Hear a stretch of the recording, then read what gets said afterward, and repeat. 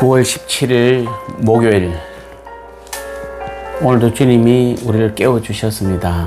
또 오늘 하루도 우리와 함께 하기를 원하십니다. 그분은 바로 우리 하나님이시고 또 우리 주님인 줄 믿습니다. 우리 사랑하는 성도님들, 오늘 하루도 오직 주님 붙잡기 바랍니다. 하나님 안에 가는 삶 사시기 바랍니다. 오늘 로마서 11장 32절 말씀입니다. 하나님이 모든 사람을 순종하지 아니하는 가운데 가두어 두심은 모든 사람에게 긍휼을 베풀게 하려 하심이로다. 아멘. 오늘 제목이 슬기로운 감옥 생활 해놓고 물음표를 해놨죠. 자, 슬기로운 감옥 생활일까요? 아닐까요? 문제를 풀어보겠습니다. 결론적으로 말씀드리면 불신앙 그 자체가 바로 죄인들을 가두는 감옥인 것입니다. 오늘 32절을 보니까 하나님이 모든 사람을 순종치 아니하는 가운데 가두어 두심은 이라고 말하고 있습니다. 자, 여기서 불순종이라 하면 인간의 제약된 상태를 말하는 것입니다. 곧 사람들이 주님을 믿지 아니하는 것을 우리는 불순종이다 이렇게 말합니다.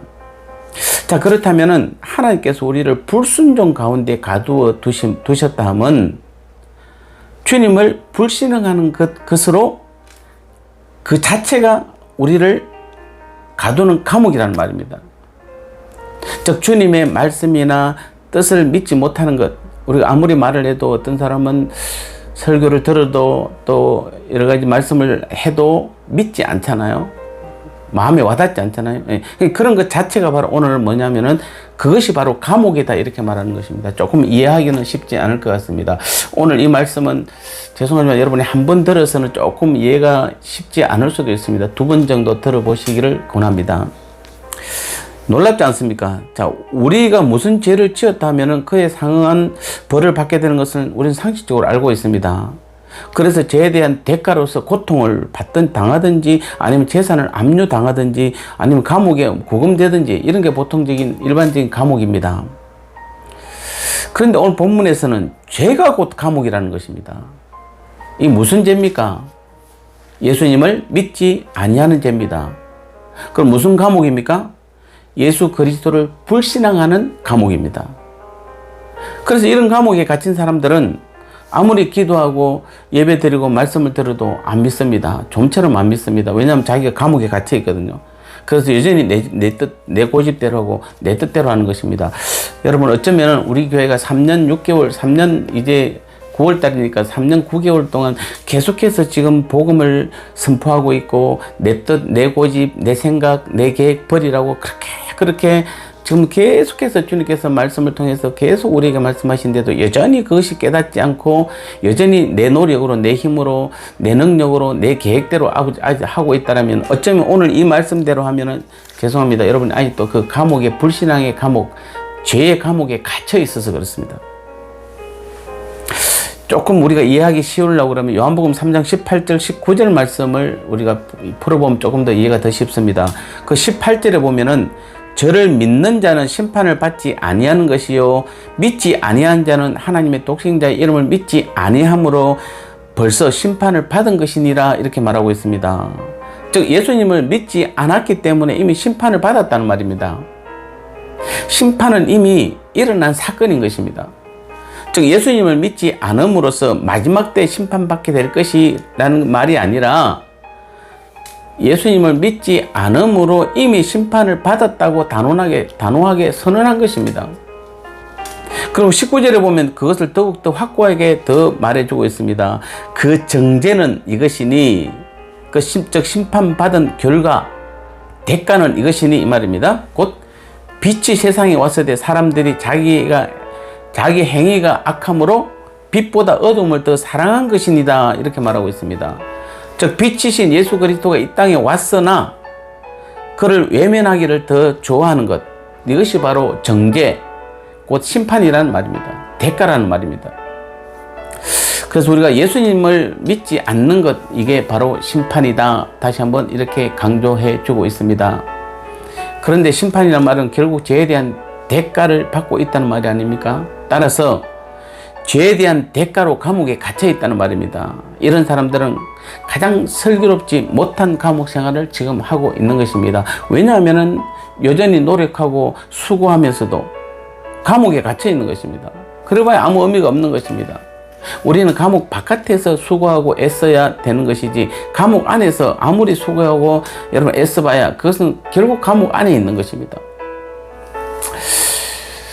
이것은 우리뿐만 아닙니다. 우리가 특별히 이 세상에는 참으로 많은 사람들이 아직까지도 예수님 믿지 않고 살아갑니다. 그들은 단지 육적 쾌락을 따라 하루하루를 살아가고 있습니다.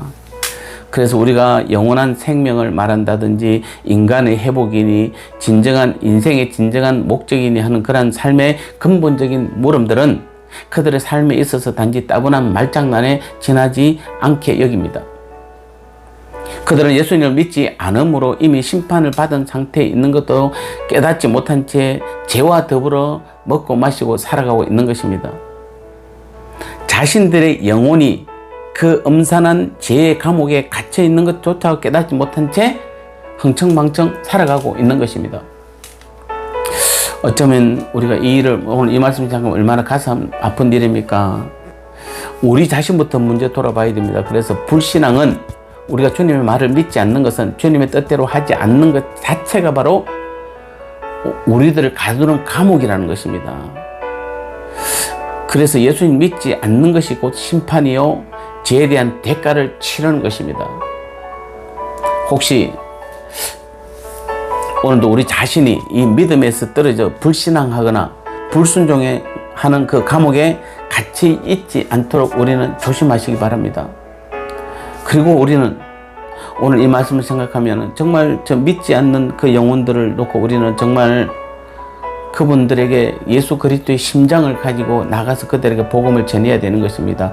그러기 위해서는 우리 자신이 먼저 믿어야 되는 것입니다. 내가 먼저 불신앙이나 불순종의 상태에 있지 말고 내가 먼저 믿고 정말 그 죄의 감옥에서 나와서 이제는 정말 주님과 함께 우리가 자유함 가운데 그 자유함을 누리면서 아울러 그것을 깨닫지 못하고 알지 못하는 그들에게 정말 주님의 그 마음으로, 주님의 그 예수 그리스도의 심장으로 그들에게 나아가서 오늘도 그들에게 복음을 전해야 되는 것입니다. 아무리 상황이 어렵고 코로나로 인해서 어렵다 할지라도 우리는 그 뜨거운 주님의 심장을 가져야 되고 그들에게 여전히 우리는 주님을 전해야 되고 주님의 복음을 전해야, 선포해야 되는 것입니다.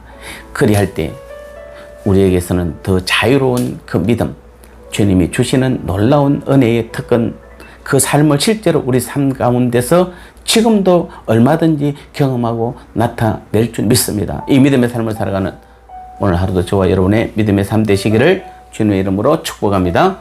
하나님 아버지, 그렇습니다. 참으로 우리가 불순종하지 않고 불신앙하는 것이 때로는 우리에게 있어서 어쩔 수 없는 것이라고 여길 때도 있었지만 오늘 말씀에 의하면은 결국 그것은 우리가 죄의 감옥에 갇혀 있는 것이라 말씀했습니다. 그래서 여전히 우리는 죄 가운데 있는 것입니다. 오늘 이 말씀을 다시 한번 깨닫사오니 우리를 주님 이렇게 세워 주옵소서.